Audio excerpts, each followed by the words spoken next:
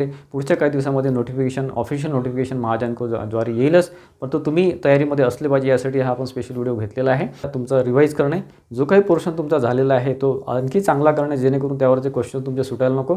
आणि जे काही तुमचे बुक्स असतील ते सगळं रिवाईज करून घ्या. शॉर्ट नोट्स असतील तर रिवाईज करून घ्या.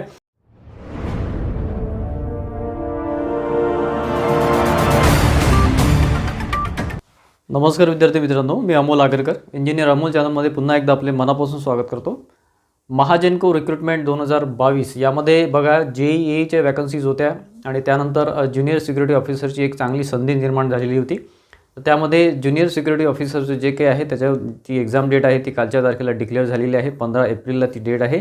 त्याच्याबद्दल आपण थोडंफार बोलणार आहे, थोडंफार त्याचं प्रिपरेशन स्ट्रॅटेजी काय असेल ते, आणि प्लस महाजनको JEE एक्सपेक्टेड डेटबद्दल आपण बोलणार आहे आजच्या व्हिडिओमध्ये, आणि त्याची प्रिपरेशन स्ट्रॅटेजी काय असली पाहिजे जेणेकरून विद्यार्थी मित्रांचं सिलेक्शन जास्तीत जास्त पर्सेंटेज तिथे वाढेल, त्याबद्दल आपण आजच्या व्हिडिओमध्ये थोडंफार बोलणार आहे. तर मित्रांनो, सर्वप्रथम ज्युनियर सिक्युरिटी ऑफिसर म्हणजे जी काही वॅकन्सीज आलेल्या होत्या आपल्या महाजनकोमध्ये, जे काही आपण एक्झामसाठी वाट बघत होतो, विद्यार्थी मित्र भरपूर दिवसापासून वाट बघत होते, तर त्यामध्ये कालच्या तारखेला म्हणजे 8 एप्रिलला एक्झाम डेट डिक्लेअर झालेली आहे आणि त्याचे हे सुद्धा आलेलं हॉल तिकीटसुद्धा आलेले आहे.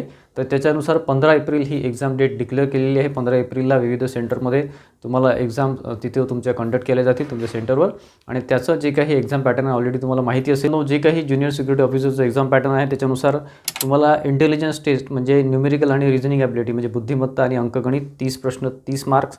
त्यानंतर जनरल नॉलेज, त्यामध्ये करंट अफेअर्स आणि जनरल नॉलेज आहे. करंट अफेअर्स म्हणजे जे लेटेस्ट घडामोडी चालतात ते पूर्ण, आणि जनरल नॉलेजमध्ये तुमचं हिस्ट्री, जिओग्राफी, त्यानंतर इकॉनॉमिक्स वगैरे, त्यानंतर पॉलिटी वगैरे, आणि या रिलेटेड तुमचे सायन्स रिलेटेड असे क्वेश्चन्स असतात. 20 प्रश्न 20 मार्क्स. त्यानंतर computer literacy including MS office handling वगैरे, म्हणजे कॉम्प्युटर लिटरसी म्हणजे बेसिक कॉम्प्युटर नॉलेज त्यामध्ये असतं. तर ते 20 प्रश्न 20 मार्क्स, त्याबद्दल सिलेबस त्यांनी ऑलरेडी दिलेला आहे हँडआउट्समध्ये. आणि त्यानंतर जनरल इंग्लिशचे जे आहे म्हणजे इंग्लिशचे जे ग्रॅमॅटिकल क्वेश्चन्स असतात, ग्रॅमॅटिकल जो भाग असतो त्यामध्ये 25 प्रश्न 25 मार्क्स, आणि जनरल मराठीमध्ये 25 प्रश्न 25 मार्क्स, असा पूर्ण एक सिलेबस त्यांनी दिलेला आहे. सिलेबस म्हटल्यापेक्षा एक्झाम पॅटर्न आहे.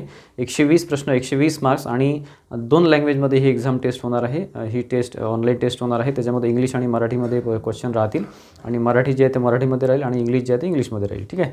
आणि 100 मिनिट यांनी दिलेलं आहे, म्हणजे 1.5 तासाच्या वर तिथे टाईम त्यांनी दिलेला आहे. त्याच्यामध्ये त्यांनी त्यामध्ये बघा मित्रांनो, त्यांनी सॅम्पल क्वेश्चन्सुद्धा हँडआउट्समध्ये दिलेलं आहे. वाटलं तर आपण हे हँडआउट्स परत एकदा शेअर करू.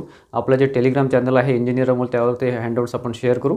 त्याच्यामध्ये इंटेलिजन्स टेस्टमध्ये त्यांनी काय काय प्रश्न असू शकतात, किंवा जनरल नॉलेजमध्ये किंवा कॉम्प्युटर लिटरसीमध्ये कसे प्रश्न असू शकतात, इंग्लिश जनरल इंग्लिश आणि जनरल मराठीमध्ये क्वेश्चन दिलेले आहे.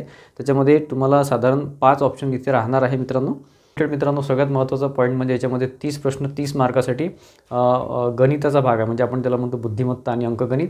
तर ते सुद्धा अतिशय चांगलं, त्याची प्रॅक्टिस जास्तीत जास्त अतिशय जास्त चांगली असणं आवश्यक आहे. कारण IBPSचं जे काही एक्झाम्स असतात त्याच्यामध्ये त्यांची लेवल ही थोडीफार जास्त राहते आणि आपल्याला वेळ कमी पुरतो. ठीक आहे. त्याच्यामध्ये आणि जनरल नॉलेज आणि करंट अफेअर्समध्ये तुम्हाला जास्त काही विचार करण्याची गरज नसते. तुम्हाला जर उत्तर आलं तर पटकन तुम्ही क्लिक करता. आणि त्यानंतर कॉम्प्युटर लिटरसी म्हणजे हे बेसिक कॉम्प्युटरबद्दल क्वेश्चन्स राहणार आहे. MS ऑफिस रिलेटेड आपण ज्याला म्हणतो तिन्ही MS ऑफिस, म्हणजे MS ऑफिसमध्ये काय आलं, वर्ड, एक्सेल आणि पॉवर पॉईंट रिलेटेड क्वेश्चन असू शकतात, आणि बाकी बेसिक रिलेटेड राहतील. जनरल इंग्लिशमध्ये तुमचा ग्रॅमॅटिकल भाग राहील. त्याच्यामध्ये नॉर्मली IBPSचा पॅटर्न असा असतो की पॅसेजेस वगैरे ते देऊ शकतात. त्यानंतर तुमचं सेंटेन्स करेक्शन, एरर डिटेक्शन वगैरे, आणि त्याच्यामध्ये बाकीचा जो भाग असतो ग्रॅमॅटिकलमध्ये सिनोनिम, अँटोनिम वगैरे. मराठीमध्ये सुद्धा मराठी ग्रामरचा जे भाग आहे तो सगळं इथे राहणार आहे. ठीक आहे. आणि आपला सेकंड पॉईंट आहे मित्रांनो, महाजनको JEE जी एक्झाम आता पुढे एक्सपेक्टेड आहे. थोडंफार जे काही न्यूज होती त्याच्यानुसार आपण थोडंफार तिथे माहिती काढायचा प्रयत्न केला. ज्युनियर सिक्युरिटी ऑफिसरची जी एक्झाम एक्सपेक्टेड आहे ती आहे 26 आणि 27 एप्रिलला. त्याच्यामुळे 26 आणि 27 तारखेला एप्रिलला महाजनको JEE आणि EEची एक्झाम ही कंडक्ट होणार आहे. याच्यामध्ये 2 डेट्समध्ये एक्झाम आहे.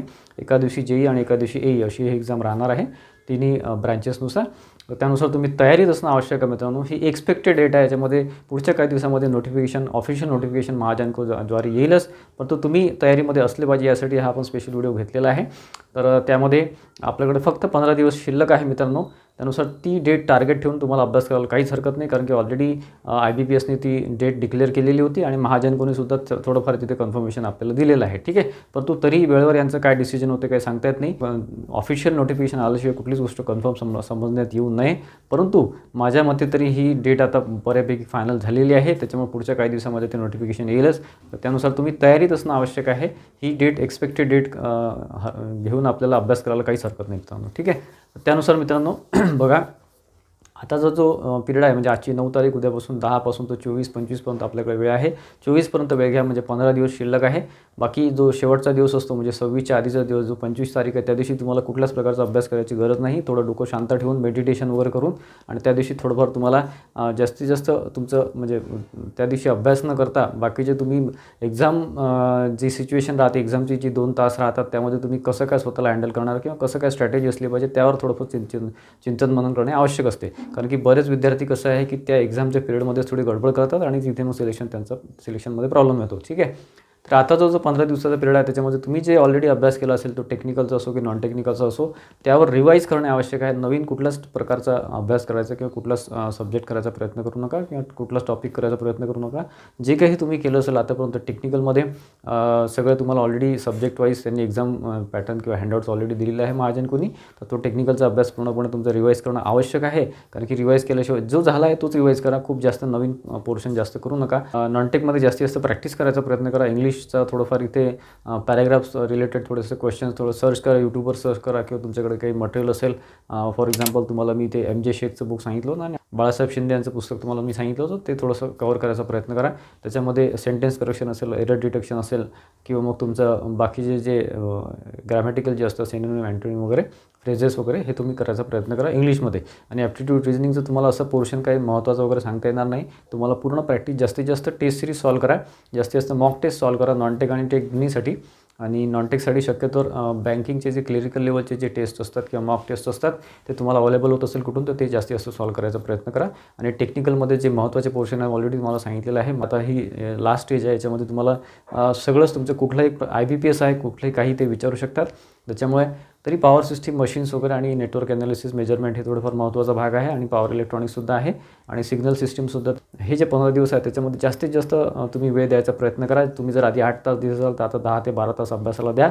आणि नॉन टेकचं जास्तीत जास्त प्रॅक्टिस करा आणि टाईम लावून प्रॅक्टिस करा. म्हणजे तुम्ही एखादी टेस्ट घेतली असेल किंवा कुठे काही मॉक टेस्ट घेतले असेल किंवा काही तुम्ही टेस्ट देत असाल तर तुम्ही टाईम लावून ते द्या. कारण की आपल्याकडे 120 मिनटं आहे. आपल्याला टेक्निकल आणि नॉन टेक्निकल म्हणून 60-60 प्रश्न असे 120 प्रश्न 120 मिनटं आपल्याकडे आहे. ते मी तुम्हाला ऑलरेडी त्याचा कट ऑफबद्दल बोललेलो आहे. ओपन OBCसाठी साधारण 120+ OBCसाठी आणि 130च्या जवळपास ओपनसाठी हा कट ऑफ लागू शकतो. त्यामुळे त्या टार्गेटने अभ्यास करा. त्या टार्गेटने आता शेवटचे दिवस तुम्ही फक्त रिवाईज करा. जास्त डोक्याला ताप करून घेऊ नका, जास्त टेन्शन घेऊ नका. विद्यार्थी मित्र टेन्शनमध्ये सुद्धा चुका करतात, तसं करू नका. आणि प्रत्येक टेस्टची तुम्ही द्याल आता जी काही तुम्ही मॉक टेस्ट द्याल, म्हणजे बघा आता 10 तारखेपासून साधारण तुम्हाला 24 पर्यंत या सगळं अभ्यास कव्हर करायचा आहे. त्याच्यामध्ये तुम्ही एक साधारण 15 दिवसात 6 ते 7 टेस्ट आरामात देऊ शकता, 2-2 तासाच्या. त्याच्यानुसार टेस्ट द्या आणि टाईम लावून करा. आणि तुमची जी स्ट्रॅटेजी असेल, काही विद्यार्थी आधी टेक्निकल सॉल्व करतात, काही नॉन टेक्निकल सॉल्व करतात, काही आधी इंग्लिश सॉल्व करतात, काही नॉन टेकचा भाग आपला याचा करतात, ॲप्टिट्यूड रिजनिंग वगैरे. तर त्यानुसार तुमचं प्लॅनिंग करा आणि तुम्हाला जे जास्त सोयीस्कर पडतं पर्सनली तुमच्यानुसार ते तुम्ही इथे सॉल्व करा. ठीक आहे. तुम्हाला 2 तास वेळ आहे, 120 मिनटं आहे. त्याच्यामुळे इथे तुम्हाला नॉन टेकमध्ये जास्त वेळ जात असतो मित्रांनो. नॉन टेकमध्ये रिजनिंगमध्ये पझल्स आणि सिटिंग अरेंजमेंट वगैरेवर जास्त वेळ गेला होता विद्यार्थी मित्रांचा महाट्रान्सकोमध्ये. तर तसं इथे प्लॅनिंग करा. ती चूक परत इथे होऊ देऊ नका, कारण त्या चुकीमुळे बरेच विद्यार्थी इथे रिजेक्ट होतात किंवा सिलेक्शनमध्ये येत नाही. तुमची कॅपॅसिटी असून, तुमचा अभ्यास चांगला असूनसुद्धा एक्झाममध्ये गडबड केल्यामुळे, एक्झाम इथे गडबड झाल्यामुळे, व्यवस्थित तिथे सॉल्व न झाल्यामुळे किंवा काही तुमचं गेसिंग चुकल्यामुळे म्हणा किंवा तुमचं कॅल्क्युलेशन चुकल्यामुळे टायमिंगचं, त्याच्यामुळे विद्यार्थी मित्र हे थोडेसे सिलेक्शनमध्ये इथे येत नाही किंवा रिजेक्शनमध्ये येतात. त्यामुळे हा प्रॉब्लेम होतो. ठीक आहे. बाकी आपला एक्झामच्या आधी एक 5-6 दिवसाआधी आणखी एक व्हिडिओ आपला एक्झामचे जे काही सिच्युएशन असते किंवा जो वेळ असतो त्याला कसं मॅनेज करायचं त्याबद्दल आणखी एक व्हिडिओ आपला येणारच आहे. ठीक आहे.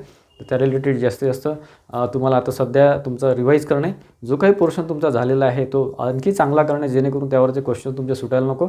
आणि जे काही तुमचे बुक्स असतील ते सगळं रिवाईज करून घ्या. शॉर्ट नोट्स असतील तर रिवाईज करून घ्या आणि त्या रिलेटेड तुमचा अभ्यास पुढे सुरू ठेवा. ठीक आहे. तर 15 दिवस हे अतिशय महत्त्वाचे आहे. तुमचा आधी कितीही अभ्यास असला तरी हा जो 15 दिवस आहे शेवटचा, याच्यामध्ये तुमचं रिव्हिजन चांगली असणं आवश्यक आहे. आणि सगळ्या गोष्टींपासून दूर राहा. जे काही निगेटिव्ह न्यूज असतील किंवा काही थोडंफार तुमच्याकडे असेल, काही निगेटिव्हिटी असेल, त्यापासून दूर राहा आणि स्वतःला अभ्यासामध्ये झोकून द्या. पुढचे 15 दिवस अतिशय महत्त्वाचे आहे. त्याच्यामध्ये जास्तीत जास्त टेस्ट द्या. प्रिव्हियस पेपर तुम्ही बघून घ्या आणि जे काही तुम्ही आतापर्यंत बघितले असेल आपलं गायडन्स वरच्यावर सुरूच राहतं.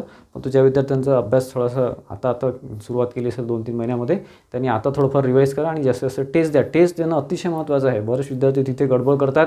अभ्यास खूप झालेला असतो पण तो एकही टेस्ट ते कव्हर करत नाही. जास्तीत जास्त फुल लेंथ टेस्ट द्या. फुल लेंथ मॉक टेस्ट द्या आणि स्वतःला टाईम लावून ते करा व्यवस्थित, म्हणजे लक्षात येतं आपल्याला किती वेळ लागतो ते.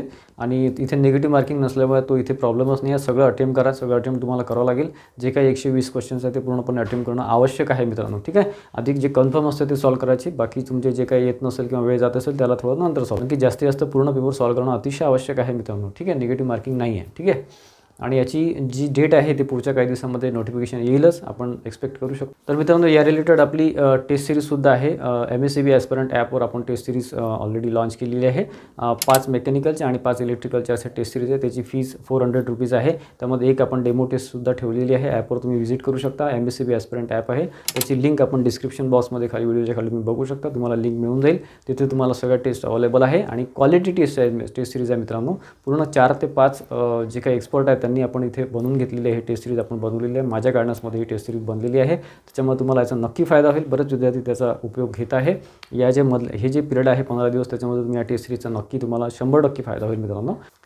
तर आशा करतो मित्रांनो बऱ्यापैकी तुमच्या लक्षात आलं असेल. आणि जे काही महाजनको JEEची एक्सपेक्टेड डेट आहे ती 26 आणि 27 एप्रिल आहे. त्याच्यामुळे त्या डेटला टार्गेट ठेवून अभ्यास करायला काहीच हरकत नाही आणि पुढल्या काही दिवसामध्ये नोटिफिकेशन येईलच, ठीक आहे. तर आजचा व्हिडिओ बऱ्यापैकी इन्फॉर्मेटिव्ह वाटला असेल, कुठेतरी तुम्हाला एक बूस्टअप मिळाला असेल, एक एनर्जी मिळाली असेल अभ्यासासाठी, तर व्हिडिओला नक्की लाईक करा.